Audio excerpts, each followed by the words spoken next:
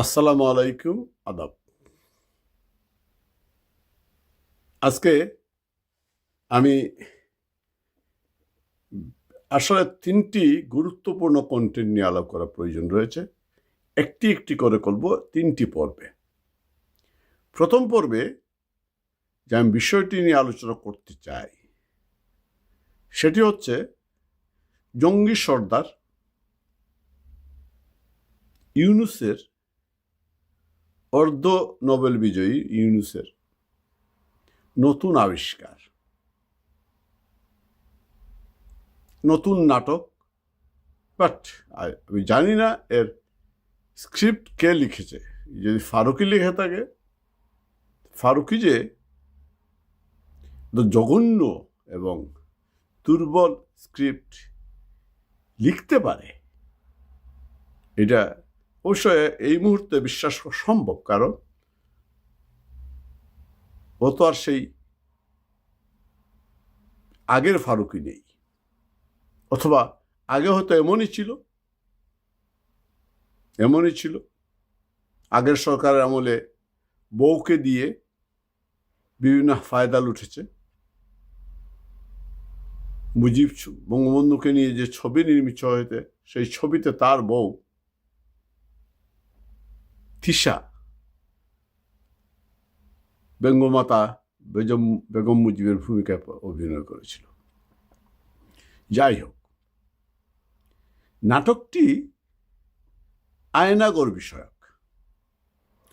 ওরা বিভিন্নভাবে একটি আয়নাগর ছিল এবং সেইখানে বিগত সরকারের আমলে, আওয়ামী লীগ সরকারের আমলে প্রচুর নির্যাতন হতো। সেইগুলাই মানুষের সামনে বহির্বিশ্বে তুলে ধরার জন্য নাটকগুলো করছে। অর্থাৎ যে কোনো উপায়ে আওয়ামী লীগ এবং বঙ্গবন্ধু পরিবারের চরিত্র হনন, বঙ্গবন্ধু পরিবারকে খুনি চিহ্নিত করা, বিভিন্ন বিষয়ে, যার কারণে তারা ৩২ নম্বরের সেই ময়লার ট্যাঙ্কিকেও আয়না ঘর হিসাবে চিহ্নিত করার চেষ্টা করেছে। আজকে আগের আমলে আমরা দেখতাম, শুনেছি গল্পে, যে রাজাবাদশারা তার সভাসদ নিয়ে শিকারে যেতেন, বেড়াতে যেতেন, প্রমোদ বিহারে যেতেন। একইভাবে নাটকবাজ, ধান্দাবাজ, মিথ্যাবাদী ইউনূস তার সদলবল নিয়ে আজকে তথাকথিত আয়নাঘর পরিদর্শনে গিয়েছে। আজকে ক্ষমতায় এসেছে ৬ মাস হয়ে গেল প্রায়। আপনাদের মনে আছে ইউনূস এই সরকার ক্ষমতা আসার পরপরই আয়নাঘর নিয়ে একটা আলোচনা শুরু হয়। সে আলোচনার সূত্রপাত ঘটিয়েছিল গুলামের পুত্র গুলাম আজমি। সে নাকি ৮ বৎসর আয়নাঘরে ছিল, কিন্তু সে যে গামছাটি প্রদর্শন করেছে তা দেখি সে বলেছে এই গামছায় একমাত্র ছিল তার সম্বল। সেই গামছা কেউ বিশ্বাস করেনি। তোর তাজা গামছা, ৮ বছরে একটু মলিন হয়নি। কেউ বিশ্বাস করেনি, কেউ গ্রহণ করেনি। যখন এই নাটকটি তাদের পাবলিক গ্রহণ করলো না, তারা নতুন করে নাটক সাজাতে শুরু করলো। কি? তারা নতুন করে আয়নাঘর বানালো, যাটা দিলে একটা শিশুও বলতে পারবে একটা নতুন তকতকে, বাথরুমের টাওয়াল তকতকে, বাথরুম টকটকে, গ্রিল টকটকে, চকচক করছে। এই ৬ মাসে তারা আয়নাঘর বানিয়েছে এবং তা পরিদর্শনের জন্য ইউনূস সাহেব তার সদলবল নিয়ে প্রমোদ বিহারে গিয়েছেন। সেখানে গিয়ে আরো নাটক। কি নাটক? আমরা জানতাম যখন বৈষম্য বিরোধী ছাত্র আন্দোলন তুঙ্গে, সেই সময় 6 জন সমন্বয়ক আমাদের ডিবি কমিশনার হারুনের বাড়িতে ছিলেন, যাকে অনেকে হারুনের হোটেল বলে চিহ্নিত করেন। তাদেরকে সেখানে একসাথে দেখা গিয়েছে, তারা একসাথে বিবৃতি দিয়েছে। তাদের অভিভাবকরাও ওদের সাথে দেখা করেছেন, বলেছেন ওরা সুস্থ আছে, সবল আছে। তখন আমরা শুনিনি ওদেরকে ওই তথাকথিত আয়না ঘরে নিয়ে রাখা হয়েছে। এটা সমগ্র মিডিয়া জানে, সমগ্র দেশবাসী জানে ওরা কোথায় ছিল। সেখানে দেখলাম 2 নাবালক উপদেষ্টা, যারা সমন্বয়কের দায়িত্বে ছিল, যারা হারুনের বাড়িতে অথবা হোটেলে আশ্রিত ছিল, ভাত খেয়েছে, ঘুমিয়েছে, ওইখানে বসে ষড়যন্ত্র করেছে। তাদের দুজনই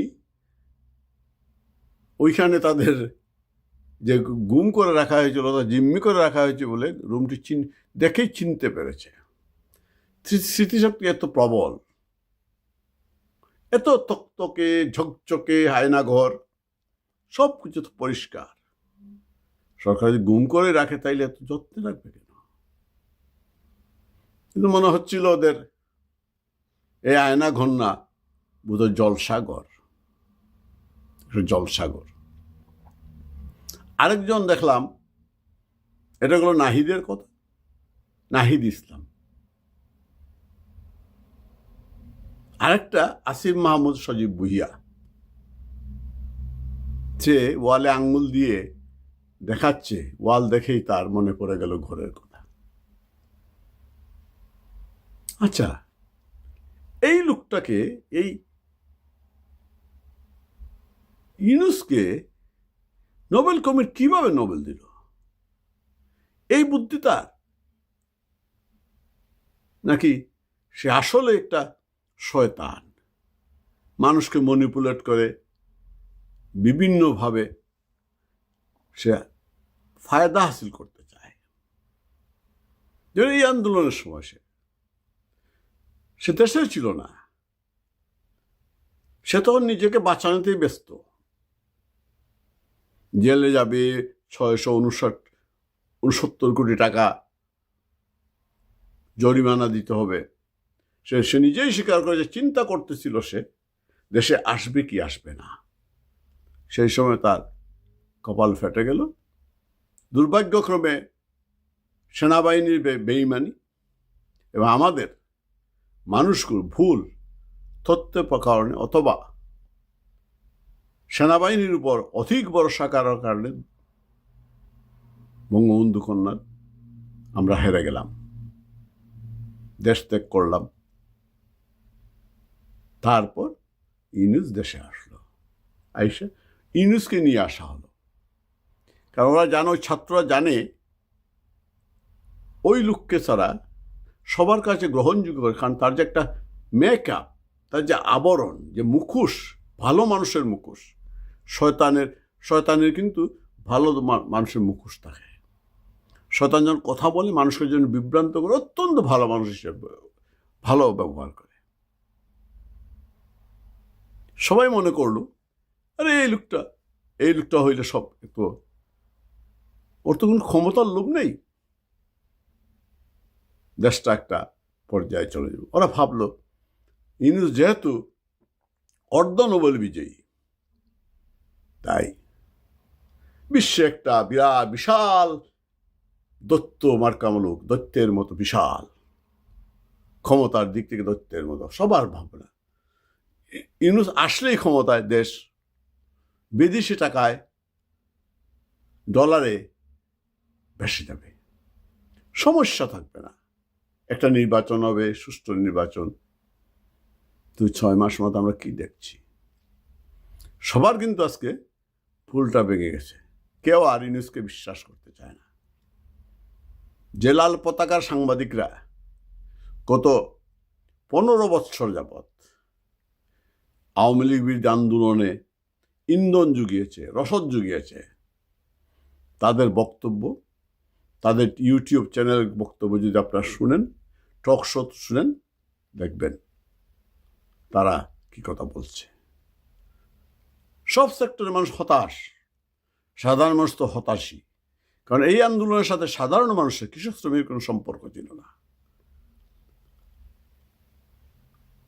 সবাই আজকে হতাশ। 6 মাস পরে নাটক করতে গিয়ে আওয়ামী লীগকে, শেখ হাসিনাকে, বঙ্গবন্ধুকে ধরতে গিয়ে ইউনূস নিজেই ধরা খেয়েছে। তার ওই নাটকবাজরা, তার নাবালক উপদেষ্টারা। কেউ তাদের কথা বিশ্বাস করে না। পরিষ্কার বোঝা যাচ্ছে এটা একটা সদ্য নির্মিত ঘর। আরেকটা বিষয় দেখলাম, ইউনূস নিজে বলতেছে যে সারা দেশে 800 আয়নাগরের সন্ধান পাওয়া গেছে। এতদিনে অরিন্দম কহিলা বিষাদ একটা কথা আছে না, 6 মাস পরে ওনারা বুঝলেন দেশে, মানে আরো সারা দেশেই আয়নাগর নির্মাণ করা হয়েছে। সময় পাইনি, যদি সময় পাইতো তাহলে 32 নম্বরেও তারা আরেকটা আয়নাঘর বানিয়ে বলতো এটাই আসলে আয়নাঘর। ওরা ট্যাঙ্কি খুঁজতে যেত না,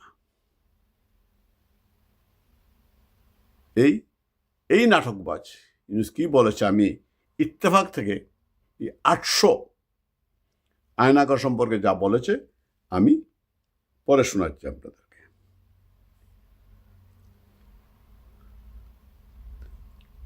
অন্তর্বর্তী সরকারের প্রধান উপদেষ্টা ডক্টর ইউনূস বলেছেন আয়নাঘর সারা বাংলাদেশ জুড়ে আছে, যার সংখ্যা নিরূপণ করা যায়নি। বুধবার অন্তর্বর্তীকালীন সরকারের প্রধান উপদেষ্টা ইউনূস দেশি বিদেশি গণমাধ্যম কর্মী ও ভুক্তভোগীদের নিয়ে আয়নাঘর পরিদর্শন শেষে একথা বলেন।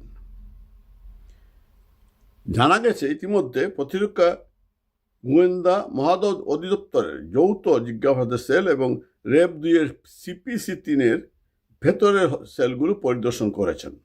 এখন তারা র্যাব সদর দপ্তরে টাস্কফোর্স ইন্টেলিজেন্স সেন্টার যাবেন।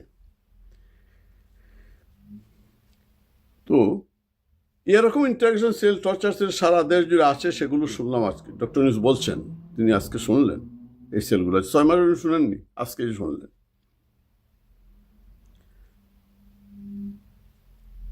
উনি বলছেন তার ধারণা এখানে আয়নাঘর বলতে যে কয়েকটা আছে তাই, কিন্তু এখন শুনলাম আয়নাঘরের ভার্সন সারা দেশ জুড়ে আছে। কেউ বলেছে 700, কেউ বলেছে 800, সংখ্যা নিরূপণ করা যায়নি। কতটা জানা আছে, কতটা অজানা রয়ে গেছে। উনি অনুমান করে বলছেন সারা দেশেই এরকম প্রায় 800 থেকে 700 থেকে 800-র মতো আয়নাঘর, অত বেশি হতে পারে।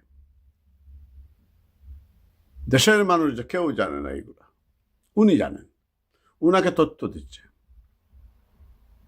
আমরা কি হাম্মক? এই দেশের মানুষকে হাম্মক, কিছু বুঝে না। ইউনূস তো নাটক অনেক হয়েছে, আরও নাটক শুরু করেছে।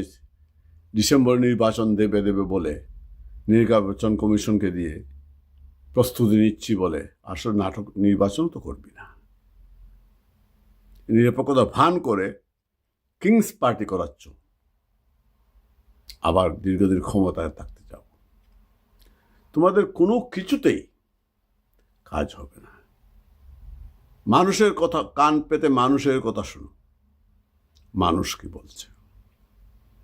জেলার সাংবাদিকরা এতদিন গুণগান করত, আজকে তারা কি বলছে। আজকে ওই সাংবাদিকদের উপর, জীবনের উপর হুমকি আসছে।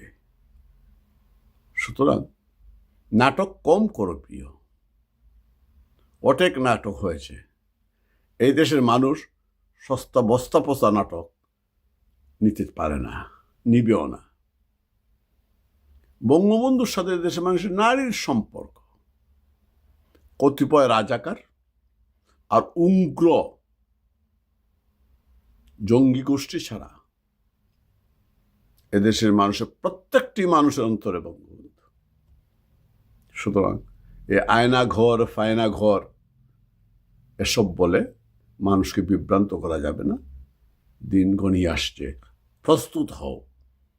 একদিন গাজীপুর অপারেশনেই প্রতিরোধে যেভাবে পাগল হয়ে গিয়েছ, থমকে গিয়েছ, আর কোথাও সাহস হবে না।